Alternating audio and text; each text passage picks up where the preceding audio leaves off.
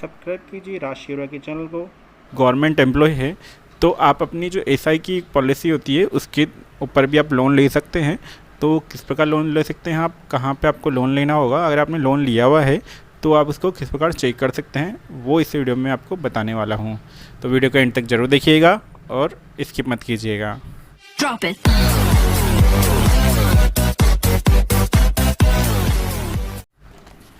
तो अगर आप लोन लेना चाहते हैं अपने एसआई पे, जो आपकी एसआई किस्तें करती हैं, तो उसके लिए आपको जाना होगा सबसे पहले एसएसओ लॉगिन पे।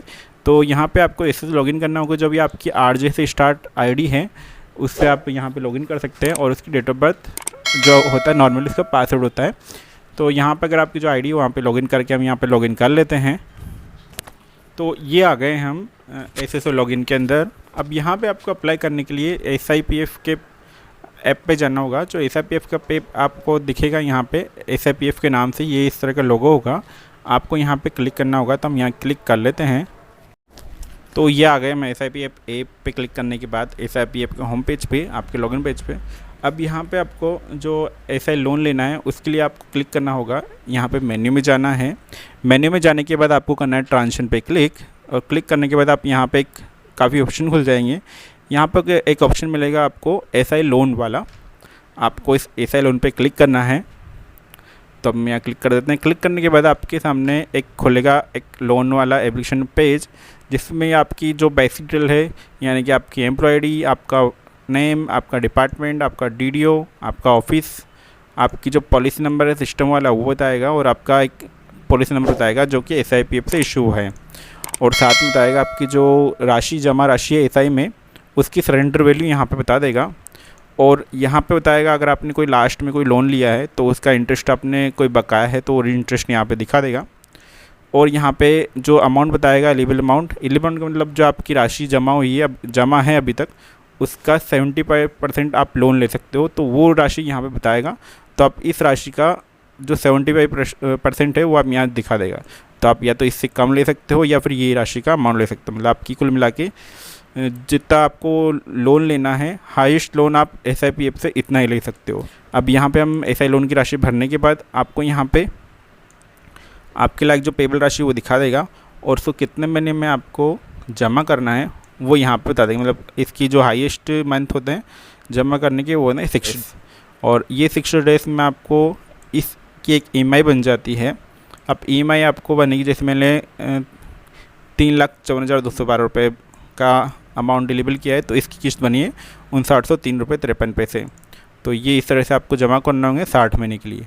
अब इस ईएमआई पे आपको 8.5% इंटरेस्ट भी देना पड़ता है, यानी कि जो आपका एसआई का लोन है उस पर लोन लेने के लोगे तो आपको उस पर दोबारा जमा करने पे 8.5% देकर ब्याज देकर के जमा करना होगा। तो इस ईएमआई पे आपको 8.5% आप ब्याज दोगे, 10 महीने का देना पड़ेगा आपको 10th मंथ का।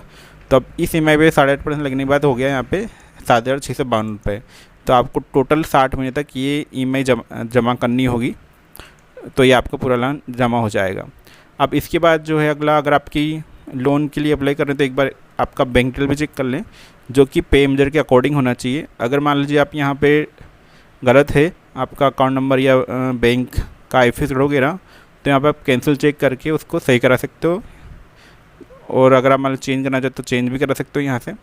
ठीक, अब आपका कंप्लीट है डाटा, तो यहाँ आप सबमिट कर सकते हो। सबमिट करने से पहले आपको यहाँ पे आपकी जो पासबुक है एसआईपीएफ की वो यहाँ पे जा कर के आपको स्कैन करके अपलोड करनी होगी 2015 तक की। 2015 के बाद डाटा ऑनलाइन, अगर आपके 2015 से पहले का बकाया है, डाटा अपडेट नहीं है एसआईपीएफ पे, तो आप यहाँ जाके अपलोड कर सकते हो। और साथ में आपको यहाँ पे जो आपका एसआईपीएफ का बॉन्ड है, बॉन्ड की कॉपी भी आपको पीडीएफ फाइल में यहाँ पे अपलोड करनी होगी।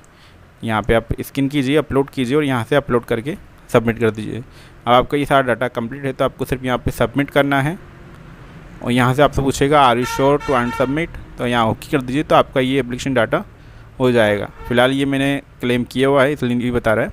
तो आपका यहाँ डाटा सबमिट हो जाएगा। उसके बाद आपको जो इसकी कॉपी निकलेगी वो आपको कॉपी निकालनी, प्रिंट आउट निकालने के लिए कस्टमर पे जाइए, कस्टमर क्लिक कीजिए, और यहाँ पे आप दोबारा इसके मेन पेज पे आ जाएंगे। मेन पेज पे आने के बाद आपको क्लिक करना है माई ट्रांजेक्शन में। माई ट्रांजेक्शन में आप क्लिक करने के बाद आपने जो अप्लाई किया था वो आपको लोन एप्लीकेशन यहाँ दिख जाएगी। ये देखिए यहाँ पे, तो यहाँ पे पूरी ऐसे डिटेल आ जाएगी, कितना आपने अमाउंट अप्लाई किया है, किस तारीख को अप्लाई किया है और उसका स्टेटस क्या है। अगर यहाँ पे जैसे आप फर्स्ट टाइम अप्लाई करोगे तो यहाँ पे तो पेंडिंग टास्क विद डीडीओ बताएगा, तो आपको ये एप्लीकेशन डीडीओ से SIPF ऑफिस को भी फॉरवर्ड करानी होगी, आपके डिस्ट्रिक्ट ऑफिस। तो वहाँ से आप डीडीओ इसको फॉरवर्ड करने के बाद वहाँ पे आपके स्टेटस शो करेगा पेंडिंग टू SILDC। फिर आप जब एप्लीकेशन आपकी फॉरवर्ड करके हार्ड कॉपी के साथ डॉक्यूमेंट लगा के जब SIPF कार्यालय में आप जमा करोगे डिस्ट्रिक्ट ऑफिस में, तो वहाँ से वो अप्रूव हो जाएगा। अप्रूव होने के बाद आपके स्टेटस में अप्रूव लिखा जाएगा। अब इसके आप प्रिंट आउट कहाँ से निकालोगे, उसके लिए आप देखिए यहाँ पे जो आपकी एप्लीकेशन दिखेगी उसके सामने एक प्रिंटर का बटन होगा, उस पर क्लिक करना है। क्लिक करने के बाद एक पॉपअप विंडो खुलेगा जहाँ पे आपको एक प्रिंट आउट निकालने के लिए पेज खुल जाएगा। तो यहाँ आप पेज सेटअप करके उसकी प्रिंट आउट की कॉपी निकाल सकते हैं। तो इस प्रकार से आप लोन के लिए अप्लाई कर सकते हो। तो वीडियो अच्छी लगी दोस्तों तो लाइक कीजिए, शेयर कीजिए और सब्सक्राइब करना बिल्कुल मत भूलिएगा। मिलते हैं नेक्स्ट वीडियो में, तब तक के लिए जय हिंद दोस्तों।